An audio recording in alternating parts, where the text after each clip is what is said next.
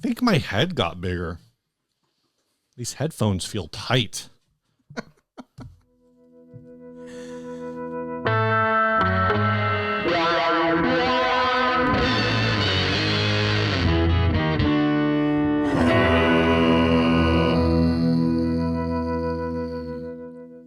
Hey everyone, I'm Ryan, and I have a regular-sized head. And I'm Steve, and this is 60 Cycle Hum, the guitar buying, selling, trading, modding, fixing, breaking, reviewing, playing podcast. That's right, Steve. This first ad was sent to us by Dave Santander, who is an Adventurers Club alum, right? That is correct. A multiple alum, I believe. He's a pro at this point. He's getting in there, winning all the $25 gift certificates printed on heavy digital virtual cardstock. This ad is called Shed the Gnar. I meant to write shred. Oof. This one will be hard to explain. This is a custom one-of-a-kind 80s shredder made by a guy named Scott. Of course, Scott. It might possibly be made up from a cut-up Fender, as it does feature a tremolo that came off of a Fender Performer. I just started getting sad. I don't want to know what This happens. is why I picked this, Steve. The body might have once been Strat style. The neck could be a cut-down Fender neck, as it's got some figure to it, but who knows? It also has a nice Seymour Duncan pickup, probably an old Super Distortion, or that's not even... Oh, come on. The paint job, which is so 80s, has a date of 1985.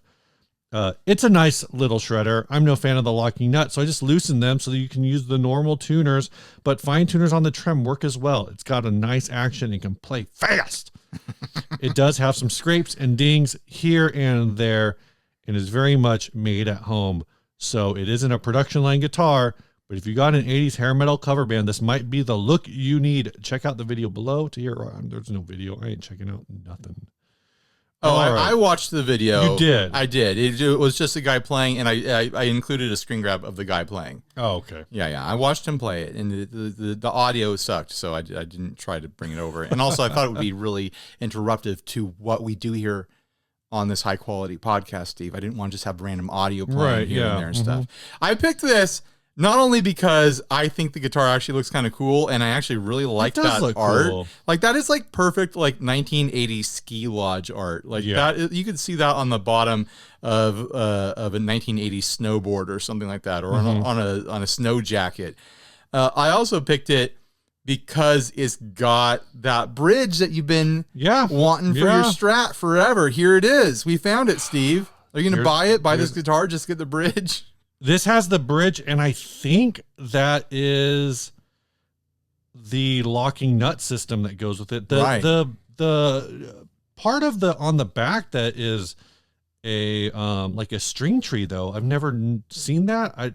So maybe this isn't quite exactly the same, but it's definitely in the same vein. I can't tell how much work was done on this. The fact that this has vintage tuners on it makes me think that this was not originally. Those aren't original tuners, though. Yeah, those are they're a vintage split top style, which is funny to see on this guitar. There's a lot of choices on here that make the true lineage of this difficult to ascertain, but that does look like a DiMarzio Super Distortion or similar pickup, not Seymour Duncan. The single knob thing, there's speculation like, what was this body before? My gut is that it was not a Fender body. I don't think it's a Fender body either. The only single pickup Fenders from that era that I can think of that would have also not had a pick guard or would have ended up looking like this without a pick guard would have been the Katana, but you couldn't cut a Katana into this shape. I'm going to go out on a limb. I'm going to put it all out there, and I'm going to say I think that this is not a modified body or neck. I think that this is how it came. That finish, might be factory. This might be factory in more ways than we're willing to accept, but I think that the Fender hardware did move over to this guitar. Which would be that bridge. Right, the bridge and the locking nut. Yeah. I think they tried to upgrade it with, because that locking nut is a behind the nut kind of addition. You could add that to all sorts of stuff. Yeah. I think I think Scott came into possession of this Fender hardware because someone probably bought a Fender Performer, and they're like, I don't want this new modern hardware on here. I want a regular Strat trim or whatever. I'm gonna convert it to what your Strat is like, where it's got the wrong hardware on it now. So they moved it over to this, and this is some sort of like Westbury, like department store, 1980s, trying to be a shredder, or maybe it's some sort of a Washburny sort of thing. That's what the body makes me think of. Yeah. Is something from that sort of era. I also don't think, so they had these bridges on the MIJ Strats. There is some really nice figuring and on I that guess headstock, on the Performers, though. It is a nice headstock.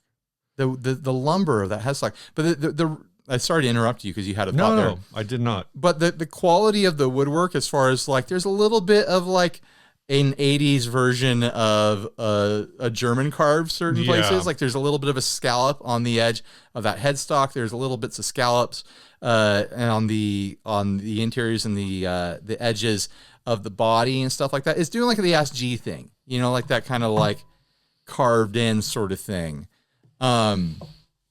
I think that's all factory. I don't think this is a home modified body. You think the body is factory? I think the body is factory. The artwork might be aftermarket, but I don't know. I think it might be factory as well. Well, I mean, the artwork is signed by Scott, 85, so presumably... Well, maybe Scott did the art then. He did the art. I like this, the way the blue is like translucent. Yeah. That's a really nice touch. It is. He was using candy colors for cars or something like that, because regular spray paint's not going to do that for you. You got to use something transparent. I think it looks really cool. I think it looks like perfect for a guitar of its time. I'd have no problem playing this. That bridge is in really good shape. The bridge is in really good shape. Did I get a screen grab of the price? Yeah, $535. Down from $645. I'm not tempted at $535. It's sort of nearish me. It's in Morongo Valley, which is out towards Joshua Tree. Right. I mean, I guess it's only like, I say it's nearish me, but that just means I'm an hour closer than you are. But it's still like over an hour away from me. If you have a band that is like 1980s ski instructor movie themed, like this is a no-brainer. You got to get this guitar. The price is totally decent. For like a themed guitar, you ain't going to get cheaper than that, and it's not going to look as perfect as that. Like that is like a stay off my slopes guitar. You know? No, yeah, it really is. I'm looking to see if this guy has any, because it's Awesome Sauce Guitars. They've got a lot of pedals, a lot of different things. They have some other weird. There's an Fender MIJ E series that's been modded with a freaking. Wow, that's wild. Bigsby. Steve, like, you know what you have to do. Knockoff. Screen grab that and put it in the drive. You're the one making it work for yourself. I know. But yeah, if you're wearing a big old puffy jacket and you're shooting around on the slopes with a pair of skis, you got to have this as an accessory. You just got to have it. It's perfect. This guy's got too much weird stuff in his store. And I bet it rips. I bet this looks fun. It looks like a good player. I mean, there's nothing as much as you can tell. I mean, this might look. There's little details that catch your eye when you look at enough guitars. And look at the softness around that, right around there. That bump where your thumb goes up by the nut. Like, that type of detail, and I'm trying to just visualize it. That transition from the neck to the headstock. That's part of why I think this might be a very modified Fender neck. If it is a very modified Fender neck, then someone did a really great job of it. Well, I think that like thumb tuck you're talking about looks stock.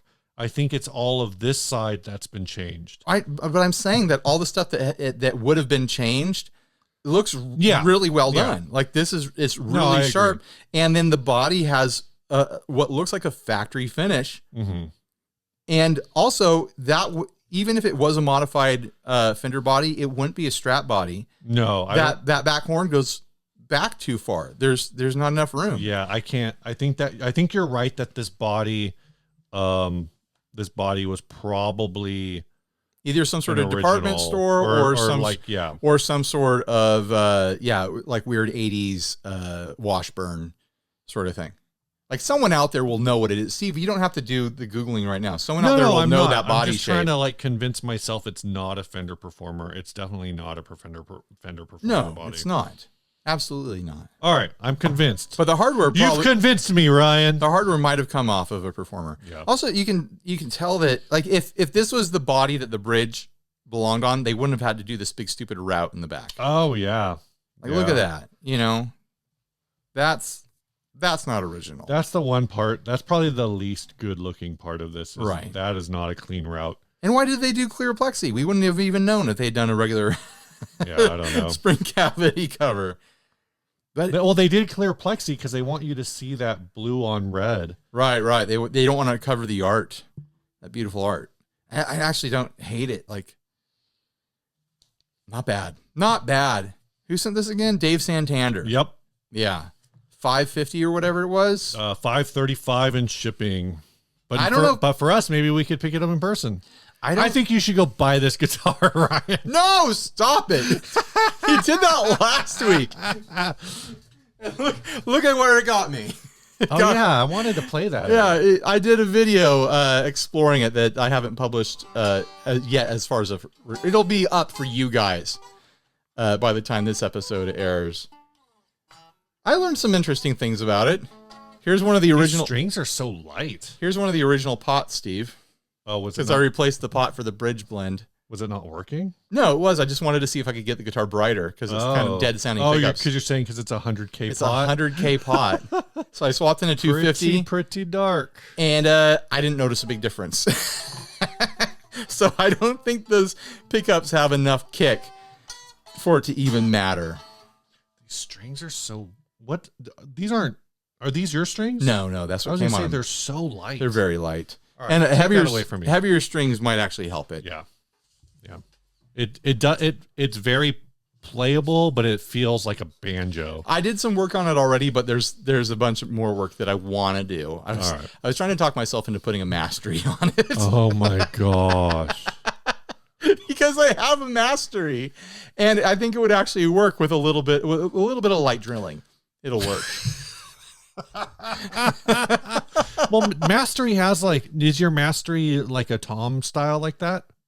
It's a mastery. It's a Jazzmaster replacement. Yeah. So that's what I mean. So it's like Yeah. a tom or a Just-O-Matic, whatever, drop yeah. in. I guess they're different. Watch the video if you want to know what I'm talking about with that guitar. Just watch the video. But Steve, don't send me on an errand to go buy this. You don't want to go to beautiful Morongo Valley? No, thank you. I think I'll stay here at home. All right. This holiday season. What next, Steve? Housekeeping. Wonderful. We have no new Patreons, but Steve, you're breaking my heart. I get it. You know what? It's the Christmas season. Times are tough. Everyone's got to tighten up their belt. But here's what's going to happen: is people are buying gifts for their kids when they could be supporting us instead. We give them more than their kids do. Congratulations on being a good parent, I guess. I have upped all of my Patreon supports, and I am not buying anything for I'm just kidding. If you want to give us a gift, not only for Christmas coming up, but for like the new year looking forward, we got a lot of $1 supporters. And I wouldn't say this to the other supporters, but I'm going to say $1 supporters. Mm-hmm. What if you doubled down? Ooh. That would actually make a huge difference for us because we actually have like dozens and dozens and dozens of $1 supporters. Make it at a $2 supporter. Right. That's what I'm saying. This feels antithetical to the message that I usually give, which is that Patreon thinks we should not have anything less than a $3 supporter. Right. And I always say $1 is just fine. We love all our $1 supporters, but what if for Christmas and New Year's you were just like, I'm gonna double down. Think about it. We've got a few things already in the works for 2024 that will dip into the Patreon fund. So we appreciate everyone who supports it. Mm-hmm. Of course, content that Ryan makes that's not sponsored. The Patreon goes a long way to making those types of things worth it. Like I got to cover that awful Rickenbacker clone copy thing. When people come in and say, "Hey, this is a really cool pedal that's new. you should, like, it seems really up your alley. Like, a lot of times those types of things could come out of the Patreon as well. So there's lots of reasons to support. Of course, like Ryan and I were talking off camera earlier about what are we going to do for NAMM this year? And that's another thing that comes out of that. Yeah. So just lots of things. But again, for everyone who already supports, thank you. Yes. For everyone who will support in the future, thank you in advance. And everyone who supported in the past and then stopped, that's totally fine. We appreciate you too. Thank you. Yeah, you guys, folks who supported in the past, you helped get us here. So if you support once and then quit right away, like, we still appreciate Ryan, you even thinking about us. You know what we forgot to do? Yes, Steve. Forgot to get a Chase Bliss pedal for the sponsor spot. Well, let's put up a photo of the Lossy instead. Ooh, the Lossy. Yeah. I had an idea for a Chase Bliss sponsorship that I want to steal from the Tone Mob that's going to be really annoying to you. Do it. Just lay it on me, Steve. Blake ran his voice through a Lossy for his Chase Bliss, and it got me thinking, why don't we just plug an SM58 into a Chase Bliss pedal and read the sponsorship through that pedal, and it could be a different pedal every week. That's not a bad idea. I don't know if you have it. We got open spots on here. Yeah, I assume you have an XLR to. I have a converter thing. Single. Let's set it up next episode. Yeah, Steve. Tune in next week, guys.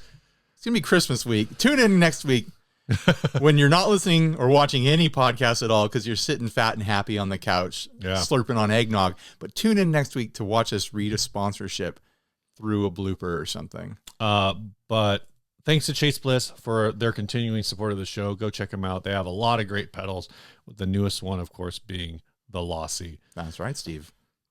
This next ad was sent by Robert McDowell. Who, by the way, he won last week. Yes. And he's done something unprecedented. El Presidente. El Presidente. Yes. He's done something. He's offered something unprecedented. Yes. He's decided to take his $25 digital gift certificate printed on heavy virtual cardstock and pass it on to the next guy to have it be doubled up. So this week, whoever wins this, and it could be Robert McDowell again, whoever wins this is entitled to a $50 gift certificate printed on heavy virtual cardstock. This is my version of what an early prototype Fender Marauder or Jazzmaster made in 1957 could have looked like. The idea being that Leo Fender wanted to make a guitar to compete head-to-head with the new Les Paul Custom, so it has a more formal look with faux white binding, a solid one-piece California redwood body, exotic Wenge neck, pearloid pickguard, tune-o-matic bridge, dual mini humbuckers, and a fancier jazz-friendly modified Bigsby B7. The pickups on this one are McNelly mini humbuckers, and I think they might be my new favorite pickups. They have a beautiful chime to them with the right tone capacitor. What about the left tone capacitor? Yeah, right? Come on. Don't leave out the lefties. That chime doesn't come at the expense of mid and low mid tones. It's well-rounded and can achieve quite a range of tones depending on pickup height and pull piece adjustment. They are supremely quiet in terms of hum canceling, and I think this is probably where that beautiful chime comes into play. If you prefer a single pickup, I've included a photo of an optional alternate Seymour Duncan high output custom P90 and accompanying guard. The price is the same with either pickup setup you choose. Add $150 if you want to buy the additional pickup and pick guard as an option to switch later. The Wenge neck features real abalone inlays, and a hand-carved headstock neck profile is a modern C with a 12-inch radius fretboard, medium jumbo Jesscar frets, and a satin finish that's instantly comfortable to play. And like all Slusser guitars, it has a soft rolled edge on the fretboard. The nut is handmade from bone. Hardware includes a custom, painstakingly modified and carved Bigsby B7, Tone Pros roller bridge, custom handmade aluminum jack plate, Switchcraft 3-way toggle CTS pots, and mod paper in oil tone capacitor. I'm not going to read the rest. There's no reason to. Like, he spent all this time talking about how chimey it is and what it sounds like. Mm-hmm. That's all great. And I love mini buckers. So yeah. I love the mini buckers going on in this. It's beautiful. This is an extremely striking guitar. I don't see anything going on here that I don't like. Like, he wants $2,800 for it, And I was like, yeah, fine. Yeah. Ask whatever you want. Like, this looks like the sort of thing that you would see at the, the high-end boutique builders, like Art Hall at NAMM, where like people show off like what they do when they try to build like the most innovative, best looking guitars. Like, this is incredible looking. Yeah. Every part of it looks fantastic. That German carve thing, that partial German carve around the horns that fades away into binding, and it's this creamy white contrasting against like this redwood top and the dark sides and back. It looks like the definition of luxury. Like, this guitar looks like luxury. No, it does. It's just like, it's a funny way to put it. But when you put it that way, this gives, this is the Cadillac of guitars. It looks like something you would see inside of a Rolls Royce or something like that, you know? Right.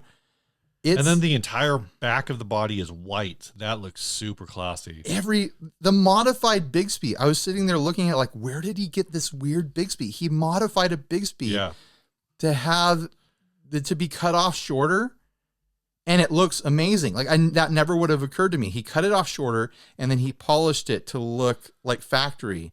And that little bit of angle that is perfectly matching with the butt of the guitar. Another detail is like... So can you explain that to me? When you say he cut it off shorter, this was a long Bigsby. I guess I don't know what a B7 looks like. I'll find it offhand, because this looks like a B5. Is it the B5 I'm thinking of? The one, like, this looks like the one that would go on a Telecaster, but you're saying it's not. He took one of the long ones and he cut it short, and then he hollowed out parts. Oh, like, he did real metal work on this. That's wild. Like, and he polished it all up. So he looked at a B7 as a canvas and then worked on it, That's cool. To make it cool. It's really, really cool. Like, it looks amazing. Everything looks super chromy and shiny. There's no details here that look like, there's some, bad finishing or anything like that. Yeah. And maybe a tech or a builder in the audience will be able to spot small details. But to me, it looks immaculate. Even the output jack. Where did that come from? Yeah.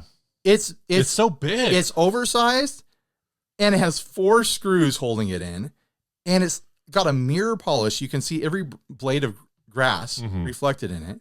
Those Jazzmaster knobs, the white Jazzmaster knobs, are a perfect choice for this. Like, the neck wood, I would just want to sit and look at this thing.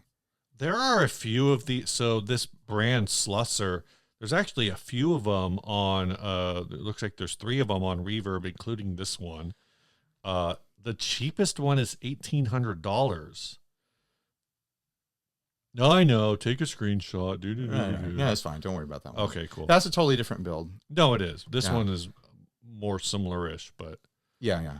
But there's a few of them on Reverb. It looks cool. This guy clearly knows what he's doing. The headstock looks amazing. I love the grain of the wood that he chose, where like, there's a busy grain, but it's a really tight grain. Yeah. Not only on the neck and the headstock, because you get that is this dark to caramel sort of like striping throughout, but the wood of the body, I really love the way it's got a slight angle on it. He didn't do it straight through the through line of the neck to the bridge. Like, it's a little bit diagonal. Like, it's like a 10 to 15 degree tilt on that grain, and it just works so well with that offset shape. I'd never heard of this builder before. Now I'm going to have to like look them up and follow them. Did you look at the fretboard? What about it? Zoom in on the fretboard, man. Trying to find it.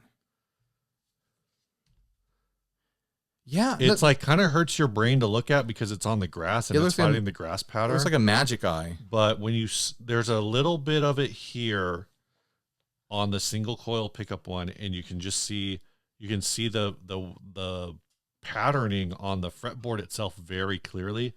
That looks really cool. It looks like almost like scrambled cable signal. Yeah, that's fair. And I guess that's that Wenge. I mean, I feel like I do not think of Wenge looking like that, but so yeah, looks really cool. Beautiful guitar. Thanks for sending it in, Robert. Usually we look at trash and like weird modified things and stuff like that. There ain't nothing wrong with looking at a beautiful like a boutique built guitar, because that's just wonderful. That's like idea bait right there. Like, other builders, look at this. Look at what this person is doing. Take some notes. All right, what next, Steve? It's time to do what's new, Ryan. What is new? We got a big what's new back there. Oh, do you want to do... We're going to do the big box. Do the big box. Let's do the big box. All right. This is a package sent to us by a friend of the show. Hold on, before you go flashing my address around, I want to... I know how you like to do, Steve. There we go. Can people scan those barcodes? Who knows? Probably grab a blade. It's right over there. The scout knife is right there. Steve is always just like, oh, everyone, look at Ryan's address. I don't want to go too deep in here. Is there tape right there? No. Steve is going to slice me open in this video. Finally. You didn't cut it all the way, Steve. Yeah, that was on purpose. Why is that on purpose? Because I thought it would just break. No, Steve, you're not that strong. Come on. No, we're getting older. Usually it just breaks. There we go. All right. I don't know what this is. You don't know what this is? You were doing the back and forth with Haley on this. Right. So this is we got a care package from Rocket Music Gear. This is special. It looks like it took a little damage in shipping, but I think we can fix it up. Here, let's get some of the things that we know is for us. We got the silica gel knob. Do not eat. Ryan's favorite dessert. Oh, silica gel strap. What is? We got another strap here. I don't know what it says. Davis has been like I think that's just is mayonnaise an instrument? Is mayonnaise an instrument strap? Was that your question? Where's that from? I've never asked that. I'm not a lover of mayonnaise. There's something else here. Let's see. Oh, this is some new product over here. These are the what? I don't know. These are knobs. These are giant knobs. I think they're supposed to be like key holders or something like that. Yeah, maybe. Is there something? There's a little 3D printed washing machine here. What's this all about? Oh, I think it's just a pick holder. Oh, this is smart. You put this on your dryer for when you find picks in the dryer. Yeah, it's a pick holder. Pick holder. That's very clever, Haley. Got these big knobs. What did you say these were for? They're for like throwing your keys in there or something like that. I don't know why there's a hole at the bottom. Maybe Haley can explain in the comments what these are all about. But they're big knobs. I want to put this on a guitar. And then look at this thing. This is not for sale. This is not something you can buy. This is a giant. Well, I don't have to buy it, disco. Steve. I'm saying for the folks out there, because all of these straps is something that they can buy. We're gonna take the tape off of here because this comes off. The little all sorts of stuff comes off of this. Hold on. All right. Oh, what? Oh, these are the here's another one of these goes to what is going. Okay, let's check these out. First of all, the knob bucket hats. These are cool. Do you want volume or tone? I'll take tone. All right. Steve went over the headphones. What do I need you to turn this up to? Here's tone to 10. Here's a goes to 11 pick. This is a pick holder. This is like for a pick holder or other things. Looks like we got a bunch of stuff. Goes to 11 knob. And then here is a smaller knob in here. Oh, this is the Christmas one. She sent so many giant knobs. This is no, but check this. This is one of the ones. Oh, one of the spiral ones. It's like a spiral. Oh my gosh, Haley and her 3D printing. It's amazing. And then this. Have you seen these? No. This is a pedal for your pedal. A pedal you put on your pedal? It's a little like a stomper. Like it attaches it's a pedal to your top. It's a pedal switch topper. topper. Oh my gosh! So you put a pedal on your pedal. Grab a pedal. Oh, we got like that. That's so stupid. I love it. You put a pedal on your pedal. So that's legitimately ridiculous. I love it, Haley. This is great because it's like a really fun alternative. These are, of course, useful for they're legitimately useful, but it's such a silly design. I love it. This is all thanks to Rocket Music Gear. You can go check them out. Let me make a note to make a link. Rocket Music link there. I made a note. You can go check them out. I believe Haley sells most of their stuff either through their website or through Etsy. Their website might have a link to Etsy. We'll see. That is a giant knob, of course, which you figured out, which this is not for sale. No, you cannot buy this. You can't buy this. And it's wrapped in disco mirrors. I'm not sure how long the disco mirrors are going to last. Like they're all bunched up, but it's all just amazing, cool, creative stuff, Haley. Oh my god. Thanks so much. Like there was some dude on her comment section on something a while back who was just like, oh, well, you know, like 3D printing isn't actually creative. Oh my god. I tried to get in a fight with that guy and he just wasn't hearing it. Barefoot buttons in the shape of pedals that you put on your pedals. Pedals to put on your pedals. Yeah. Yeah. How can you say this stuff isn't creative? Like it's amazing. It's to say that 3D printing can't be creative is denying that art ever evolves. Like that's the core of it. Right. Like you still have to do the work. Like just because you didn't sit there with a hammer and chisel.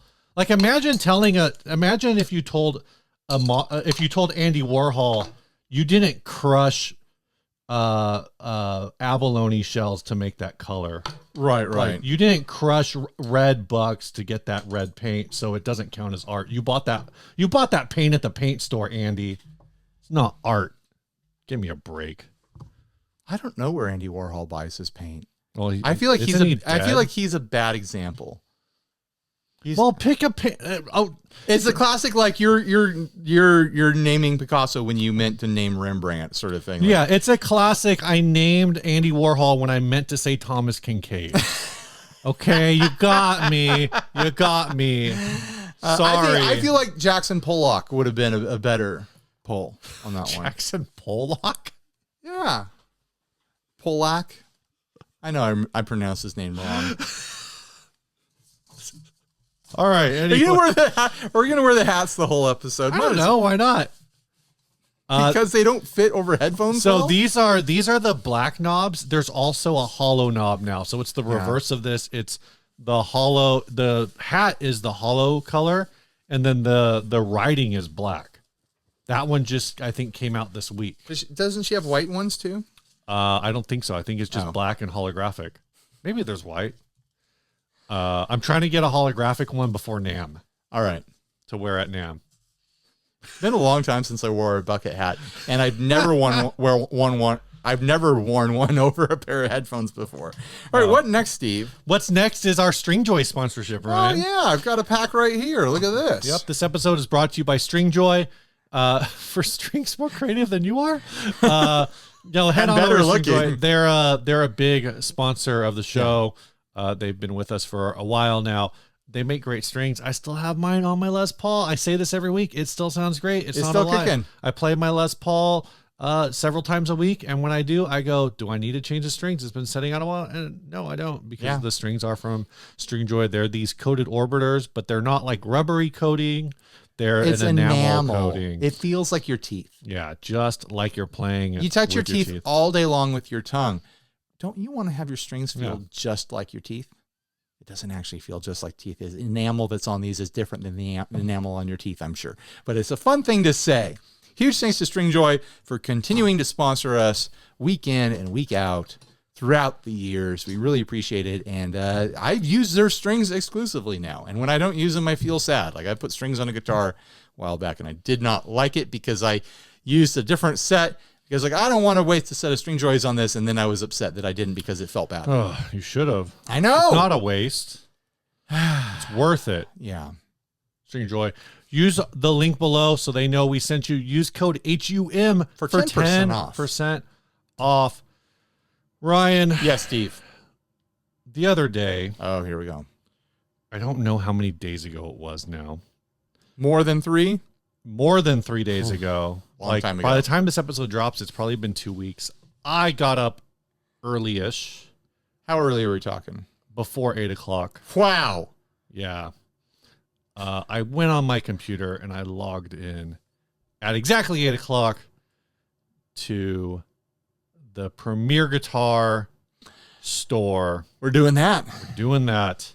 This is the package episode. It's like the week before Christmas. The title of this episode. The title of this episode is Ryan and Steve look at each other's packages. That's funny, right? Where's the other box? Oh, there it is. Hold on, I gotta cross out my address so I can be like Ryan. So I got onto the Premier Guitar store. I bought myself a mystery stocking, and then I bought one for Ryan. And we do this video every year. I never buy these for myself. I always buy them for you. Steve buys them, and I can show the address on this box if you can even make it out. Oh, that's right, because I used the P.O. box. Yeah. Those of you who are, let me see yours. Yours is also yours is the same as mine. It's going to be the same stuff. These are the small boxes. Y'all probably have seen pictures of it, but here we go. I do this every year. This is $44.95, I think. Which is, they say is, somebody told me that they claim, I did not read it. Did everyone get the same stuff? Hold on. Because this is all I've seen in other people's photos. All right. Okay, all right. Slow down. So the claim, somebody told me that it's $40 and stuff, and then it's $5 to cover shipping, which sounds about right. I believe that is accurate. And it's a mystery. It's a mystery where these things come from. It's going to be a big mystery what stuff you're going to get unless you see. Ryan, we got different things. Oh my gosh, you got a different strap than me. I got a different thing. I got the different thing that all of the other people got. I actually I'm kind of excited about this strap, even though I have too many straps. You got the Paisley D'Addario strap? I like the red Paisley strap. That's fun. Got the denim D'Addario. Why did my voice now crack? You can denim D'Addario strap? Go quad denim. You can have you can throw that on your Canadian tuxedo, you know? We both got the Fender neon monogram strap, which some people, I've seen this as a very love-hate. This is divisive item. If it's so divisive, if half the people out there love this, then how come Fender's giving it away through Premier Guitar? Then we got a pack of strings, NYXLs. These are good strings. Not a bad set. They are not sponsoring us, but they are good strings. I do enjoy. I got a V knob. Did you get the V knob or a different I got knob? the option knob. It is a V knob. We got the same one option knob. There's a question out there. How many years are we going to do this, Steve? There's a question I've seen floated around. Whether or not option knob sends V knobs every year, or if they sent all of them 1 year, like if several years ago they sent like 10,000 of these. Like this is a product that was fresh to NAMM when our first year at NAMM. Yeah. It's a little knob that you put so you can adjust settings with your foot, which is, it's a solid idea. Oh, this is actually, the V knob is for the volume knob on your guitar. So it's supposed to make it easier. Pull off the volume knob on guitar, tighten up the nut around pot shaft, push the V knob onto shaft until snug. Use the arm and finger notch to easily execute. Oh, so it's got that notch on it. Yeah. You just kind of, more easily do this. I will say that Did you get this sticker? Axel Labs? I sure did, Steve. I will say that last year, I think they sent to you. No, they sent to me that Ernie Ball VP tuner pedal. Yeah, you got the Ernie Ball VP last year. And I have actually been using that. That is on my gigging board right now. That's a winner. That's a true winner last year. Yeah, and our friend at Premier Guitar was upset with us because you did your unboxing video. Yeah. And we unboxed the one with the Ernie Ball pedal in the podcast, and he didn't watch the podcast. She's like, I know that they got good stuff. Where's the good stuff? So this year you might see this as a standalone, or some of you will see this in the podcast, and some of you will see this as a standalone video. We're gonna double publish. We're gonna put it on the social medias. It's an excerpt. Why did I use air quotes? Steve? You do this every year, and you buy one for me every year. Yep. We got the VP Junior pedal, the VP Junior tuner pedal. Yes. We got more straps than we can handle. Are we going to do it again next year? Probably. We're going to do it again next year. Ryan. Yes, Steve. This is okay, so this is the thing that it comes down to. I do want to talk about this a little bit. All right. As to extend this topic slightly. This is good stuff. We're going to put this up as a standalone video.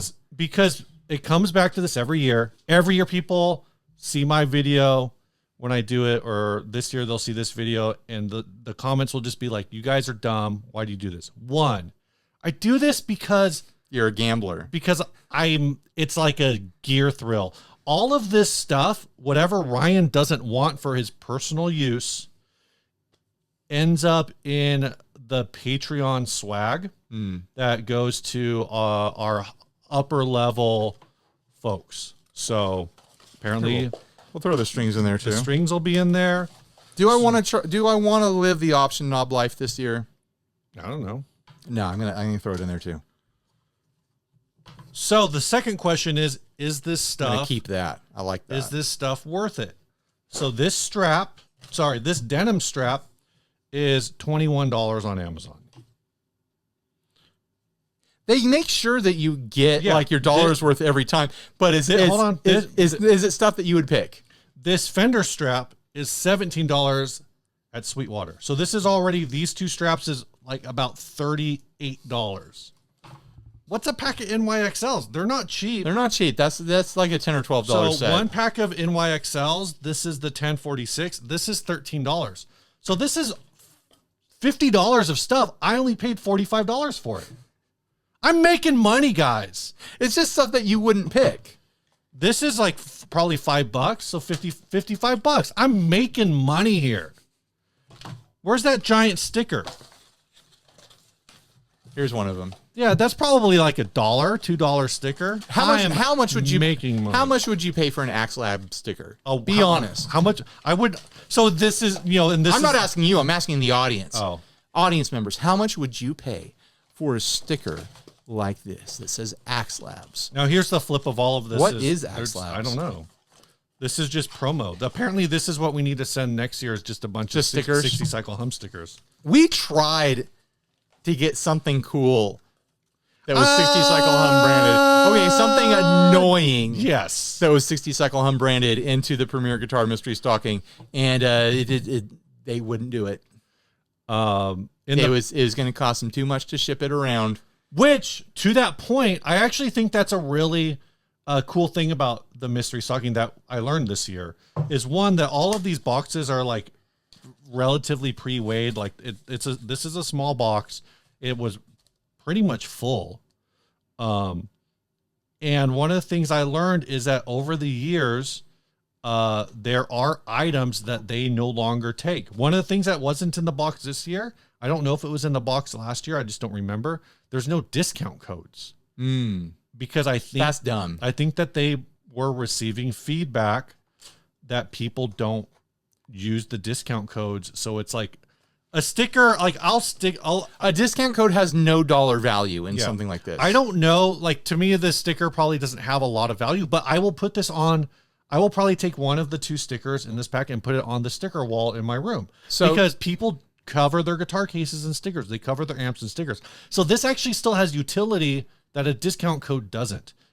And they have to pre-weigh all of this stuff to know that it's going to be able to ship under the postal regulations and whatever at a certain price, which is like $4.95 or whatever.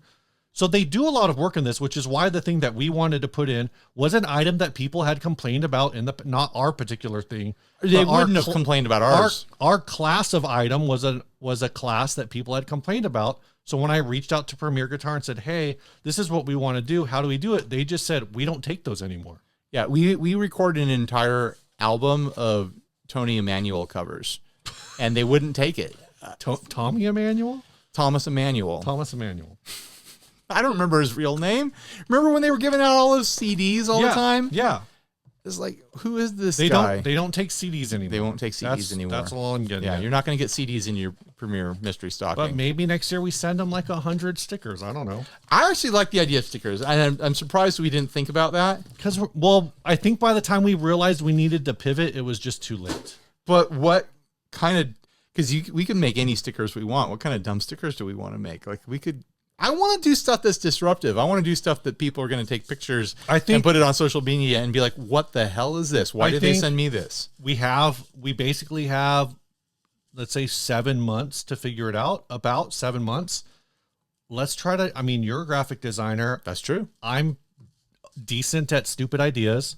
So That's let's true try too. to come up with a good, stupid idea for a sticker that people will want, where when people get the baseline box like this, they're going to be like, this is all dumb, but look how cool this sticker is. It's just going to be pictures of our faces on stickers. Hi. All right. Thanks, Premier Guitar. I still love the mystery. I will always love the mystery stocking. Steve is a lover of the mystery stocking. All right. Thanks for watching this clip. Now we're going to do the rest of let's do the rest of the show. Yeah. That was so abrupt. I'll put a link to the show in the video. All right, if you want to watch the whole episode. Then all right. whatever. You know where you're on the internet. You know what to do. Yeah. This last ad. Here we go. Which one was it? Oh, the vintage silent guitar. Was sent by Mark DeBrune. This is called Vintage Silent Guitar. He says, here's an ad for an Italian silent electric guitar from 1954. Excuse me, I was skeptical at first, but it does appear to be from 1954. The ad contains barely information, but it's a model called the Vibro Pick by the brand VOM. Let's see. Oh, yeah, all it says is guitar, Vibro Pick, Brevitato, 1954. So I don't get to practice my excellent Dutch in this one. And for that, Mark, I unsubscribe. I also found a photograph of guitarist Ernesto Granello playing this type of guitar in 1962. It looks quite similar to more recent silent and travel guitars. The article about it makes it a lot of fuss about how ahead of its time Italian electric guitar design was in the 1950s and how long it took a German company called Dynacord to introduce a similar model, the 1965 Cora. They even go so far as to claim that Leo Fender was an unknown in Italy until decades later. Current bids are low, first 400 and then 420. So this piece of history a buy or a buy. See you on YouTube. Is it a buy or a buy? Bryce Denamer. What did they want for it again? It's an auction, so he says it was at 420. Ah, okay. Which I cannot confirm because I do not see the number on here. But that's $420 and 420 euros. Right. I think this is so interesting because like it's a proto Yamaha silent guitar. Yeah. Like it's pretty much exactly the same thing that Yamaha did, like construction and concept wise with their silent instruments. And I secretly kind of admired that concept where it's just like this center chunk where all the hardware is, the pickups, the electronics and whatnot. And then just this outer rim. And then the rest of it is hollow. Like why? Yeah. There's no reason why that can't be a functional guitar. And to see it as a vintage instrument and produced in a vintage style is really cool. I really like this sort of concept, and I want to see more of it. This is missing a fret, which is a lot of fun. You don't need that fret. What is that? The 13th fret? I think so. That's the 13th fret. You don't need that fret. It gets up. No, it's the 16th fret. Is it? Yeah. Oh, the dots are all weird, aren't they? Yeah, it doesn't double dot until the 15th. Yeah, that's quirky. But like, I want to know what materials are being used here because that tube around the outside It doesn't is look wild. like metal. It looks like plastic of some sort. Which is, if it is plastic, means it's really remarkable that it has survived this long. I love the single volume knob connected to the clear pickguard that's just floating there. Yeah. That pickup looks wild. Just a big, like a literal like soap bar pickup. The cable is hardwired, so that black thing that goes down, that's the guitar cable. Right. So it gives you in the picture, the guy is basically standing right next to his amp. I want to know what material is the centerpiece that the bridge is sitting on. And it's wild that they left it with an open spot in the middle. Yeah. Like, this thing must be a trip to play. It must feel so weird. Too cool. Like, I really like this. I like it. It's like a really cool piece of like guitar design history here. Oh, there's the other end of the cable. Oh, it's like, what'd you even plug that into? Yeah, Steve, it's MIDI. It is MIDI.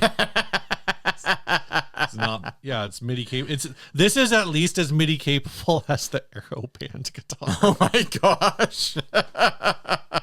Did you see that we got hit up by them again? Yeah. Oh man, I didn't even reply. That one didn't even look like real. That's I think how weird that things have gotten. No, it was like it was definitely real. It was real, but like it was real.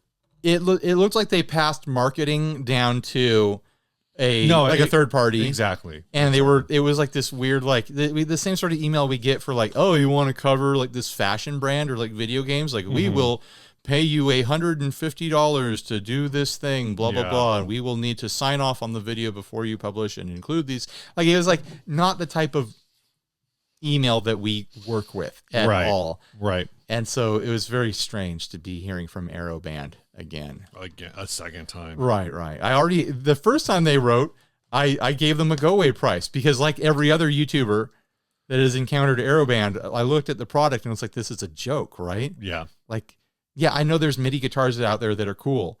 This isn't one of them. Like, it's not, it doesn't even appear to be a MIDI guitar. It just appears to be a toy. So yeah, but this thing, I would not expect this guitar to be a modern player in any sort of way. But as a conversation piece, as a piece of history, as a piece of like historical guitar design, if this stayed in the hundreds, I think that's a cool thing to pick up. If it was like only $100. No, like, because you said it was in the 400s. It was 420. Yeah, that's what I'm saying. Like if it was like 175. Like, I would get this just to put it in like a guitar museum, you know? Right. Like, this is a wild design from the ancient history of guitar. Every time I look at the monitor and see our hats, I love them. I can't not laugh. Oh, I want to see Ryan. This is a can holder. Oh, it's a koozie. It's like a koozie. That's cool. All right. That is cool. I was looking at it and I'm like, this doesn't fit this glass, but this glass is big. I bet you could put a pint glass. Or it could be like a cool candle holder. Yeah. Sorry. I want to see. Sorry to interrupt the show. I know Yamaha is already doing this. Yeah. I want to see other people tackle this. Or like, because the outside rim could be made out of anything. Well, they probably shouldn't tackle it because I don't think these silent guitars are particularly durable in that sense. But I want to see this concept done more. Maybe Yamaha owns a patent now or something like that, so other people can't do it. But everything's in the center, and then you can make a body shape that's anything you want with a piece of metal, a piece of plastic, carbon fiber, wood. You know, like there's all sorts of materials that you could use to make the outside shape.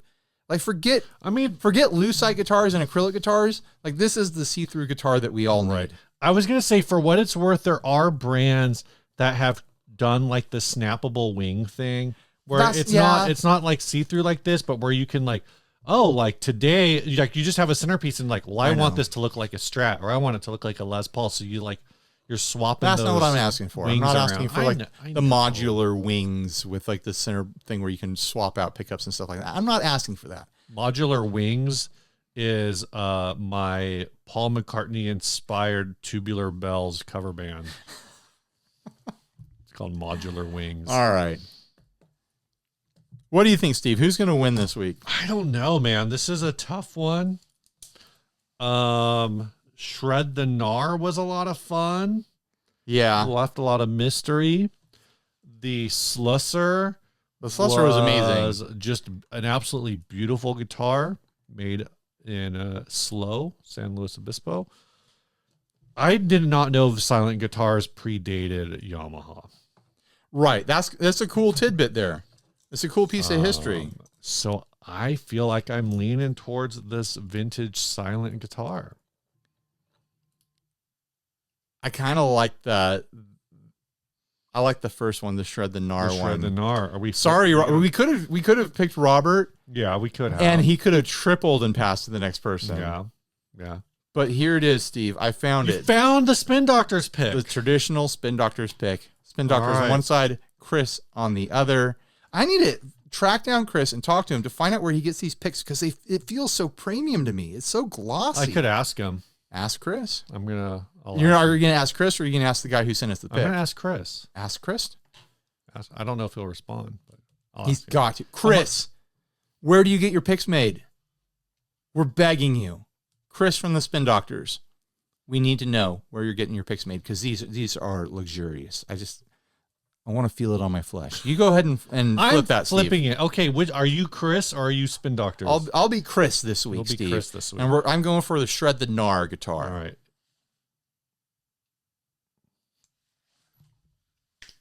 I feel this for you, Ryan. I'm sending all the vibes to you.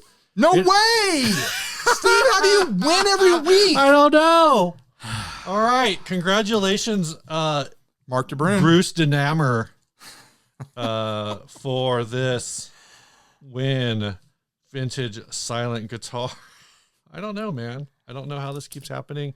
Ryan, thank you for this charger. I'm above 90%, so I will stop charging. I got one of these magnetic phone chargers. And it 65%. It tells you. So it went down about 20% to bring up my phone about 20%. So I can throw it on about 30%.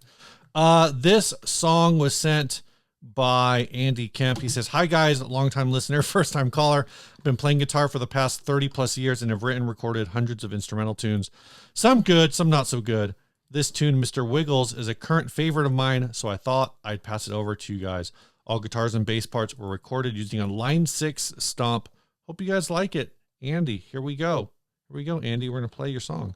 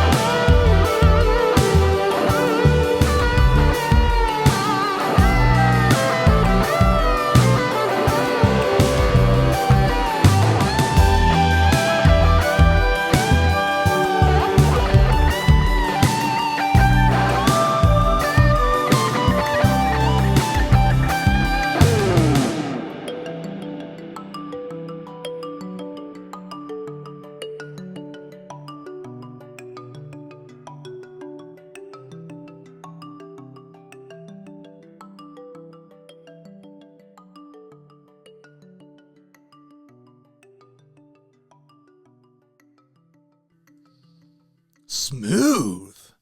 Yeah, I like that. That was a lot of fun. I think that kind of started in the middle to suffer from the thing that a lot of instrumentals suffer from, which is kind of like an over repetition of maybe certain sections.